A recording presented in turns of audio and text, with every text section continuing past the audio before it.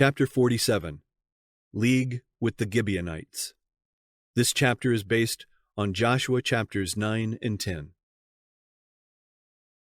From Shechem, the Israelites returned to their encampment at Gilgal. Here they were soon after visited by a strange deputation, who desired to enter into treaty with them. The ambassadors represented that they had come from a distant country, and this seemed to be confirmed by their appearance. Their clothing was old and worn, their sandals were patched, their provisions moldy, and the skins that served them for wine bottles were rent and bound up as if hastily repaired on the journey. In their far-off home, professedly beyond the limits of Palestine, their fellow countrymen, they said, had heard of the wonders which God had wrought for his people, and had sent them to make a league with Israel. The Hebrews had been specially warned against entering into any league with the idolaters of Canaan, and a doubt as to the truth of the strangers' words arose in the minds of the leaders. "Peradventure you dwell among us," they said. To this the ambassadors only replied, "We are thy servants." But when Joshua directly demanded of them, "Who are ye, and from whence come ye?" they reiterated their former statement and added, in proof of their sincerity, "This our bread we took hot for our provision out of our houses on the day we came forth to go unto you. But now, behold, it is dry, and it is moldy. And these bottles of wine, which we filled, were new, and behold, they be rent. And these our garments and our shoes are become old by reason of the very long journey." These representations prevailed. The Hebrews asked not counsel at the mouth of the Lord, and Joshua made peace with them, and made a league with them to let them live, and the princes of the congregation swear unto them. Thus the treaty was entered into. 3 days afterward the truth was discovered. They heard that they were their neighbors, and that they dwelt among them. Knowing that it was impossible to resist the Hebrews, the Gibeonites had resorted to stratagem to preserve their lives. Great was the indignation of the Israelites as they learned the deception that had been practiced upon them. And this was heightened when, after 3 days' journey, they reached the cities of the Gibeonites near the center of the land. All the congregation murmured against the princes, but the latter refused to break the treaty, though secured by fraud, because they had sworn unto them by the Lord God of Israel. And the children of Israel smote them not. The Gibeonites had pledged themselves to renounce idolatry and accept the worship of Jehovah, and the preservation of their lives was not a violation of God's command to destroy the idolatrous Canaanites. Hence, the Hebrews had not by their oath pledged themselves to commit sin. And though the oath had been secured by deception, it was not to be disregarded.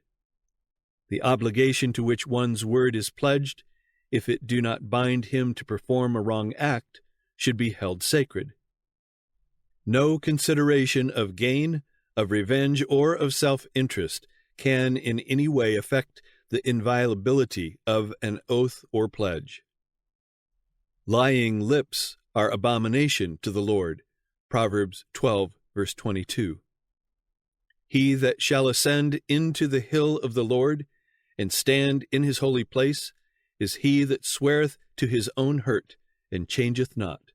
Psalm 24, verse 3, chapter 15, verse 4. The Gibeonites were permitted to live, but were attached as bondmen to the sanctuary to perform all menial services. Joshua made them that day hewers of wood and drawers of water for the congregation and for the altar of the Lord. These conditions they gratefully accepted, conscious that they had been at fault, and glad to purchase life on any terms. "Behold, we are in thine hand," they said to Joshua. "As it seemeth good and right unto thee to do unto us, do." For centuries their descendants were connected with the service of the sanctuary. The territory of the Gibeonites comprised 4 cities. The people were not under the rule of a king, but were governed by elders or senators. Gibeon, the most important of their towns, was a great city, as one of the royal cities, and all the men thereof were mighty. It is a striking evidence of the terror with which the Israelites had inspired the inhabitants of Canaan that the people of such a city should have resorted to so humiliating an expedient to save their lives. But it would have fared better with the Gibeonites had they dealt honestly with Israel. While their submission to Jehovah secured the preservation of their lives, their deception brought them only disgrace and servitude. God had made provision that all who would renounce heathenism and connect themselves with Israel should share the blessings of the covenant. They were included under the term, "the stranger that sojourneth among you," and with few exceptions, this class were to enjoy equal favors and privileges with Israel. The Lord's direction was, "If a stranger sojourn with thee in your land, ye shall not vex him. But the stranger that dwelleth with you shall be unto you as one born among you, and thou shalt love him as thyself." Leviticus 19, verses 33 and 34. Concerning the Passover and the offering of sacrifices, it was commanded, "One ordinance shall be both for you of the congregation, and also for the stranger that sojourneth with you. As ye are, so shall the stranger be before the Lord." Numbers 15, verse 15. Such was the footing on which the Gibeonites might have been received, but for the deception to which they had resorted. It was no light humiliation to those citizens of a royal city, all the men whereof were mighty, to be made hewers of wood and drawers of water throughout their generations. But they had adopted the garb of poverty for the purpose of deception, and it was fastened upon them as a badge of perpetual servitude. Thus, through all their generations, their servile condition would testify to God's hatred of falsehood. The submission of Gibeon to the Israelites filled the kings of Canaan with dismay. Steps were at once taken for revenge upon those who had made peace with the invaders. Under the leadership of Adonizedek, king of Jerusalem, 5 of the Canaanite kings entered into a confederacy against Gibeon. Their movements were rapid. The Gibeonites were unprepared for defense, and they sent a message to Joshua at Gilgal, "Slack not thy hand from thy servants. Come up to us quickly, and save us, and help us. For all the kings of the Amorites that dwell in the mountains are gathered together against us." The danger threatened not the people of Gibeon alone, but also Israel. This city commanded the passes to central and southern Palestine, and it must be held if the country was to be conquered. Joshua prepared to go at once to the relief of Gibeon. The inhabitants of the besieged city had feared that he would reject their appeal because of the fraud which they had practiced. But since they had submitted to the control of Israel and had accepted the worship of God, he felt himself under obligation to protect them. He did not this time move without divine counsel, and the Lord encouraged him in the undertaking. "Fear them not," was the divine message, "for I have delivered them into thine hand. There shall not a man of them stand before thee." So Joshua ascended from Gilgal, he and all the people of war with him, and all the mighty men of valor. By marching all night, he brought his forces before Gibeon in the morning. Scarcely had the Confederate princes mustered their armies about the city when Joshua was upon them. The attack resulted in the utter discomfiture of the assailants. The immense host fled before Joshua up the mountain pass to Beth Horon, and having gained the height, they rushed down the precipitous descent upon the other side. Here a fierce hailstorm burst upon them. The Lord cast down great stones from heaven. They were more which died with hailstones than they whom the children of Israel slew with the sword.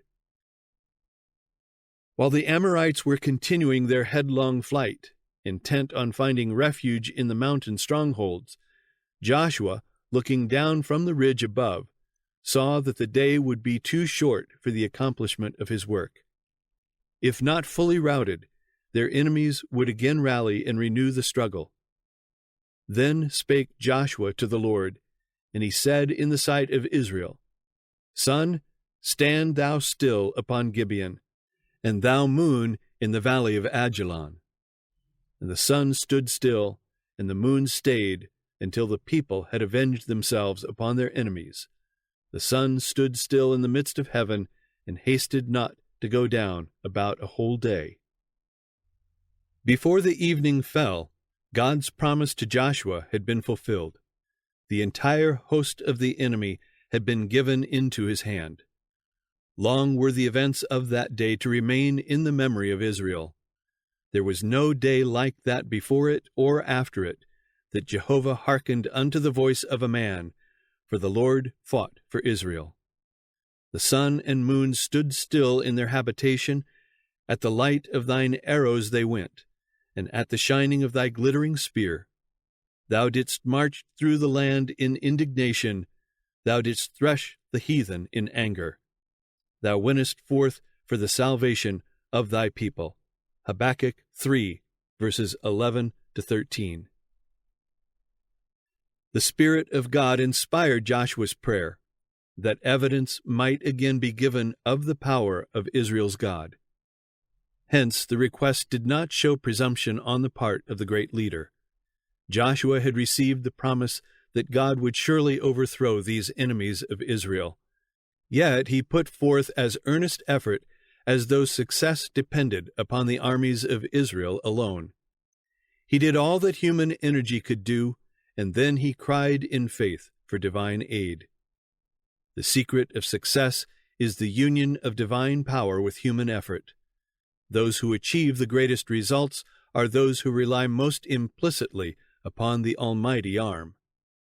The man who commanded, Sun, stand thou still upon Gibeon, and thou moon in the valley of Ajalon, is the man who for hours lay prostrate upon the earth in prayer in the camp of Gilgal. The men of prayer are the men of power. This mighty miracle testifies that the creation is under the control of the Creator.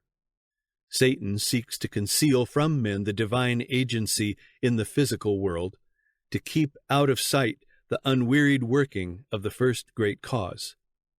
In this miracle, all who exalt nature above the God of nature stand rebuked.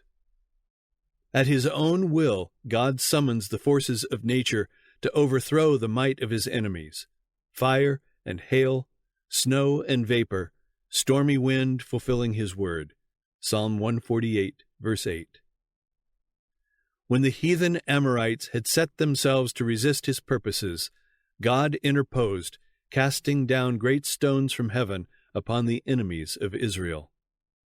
We are told of a greater battle to take place in the closing scenes of earth's history, when Jehovah hath opened his armory and hath brought forth the weapons of his indignation.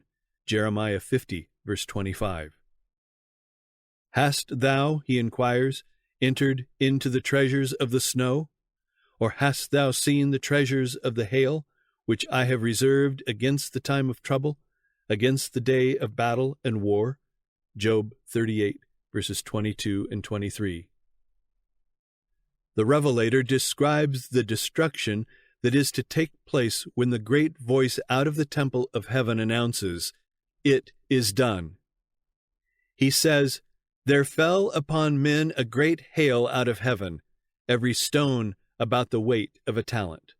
Revelation 16, verses 17 and 21.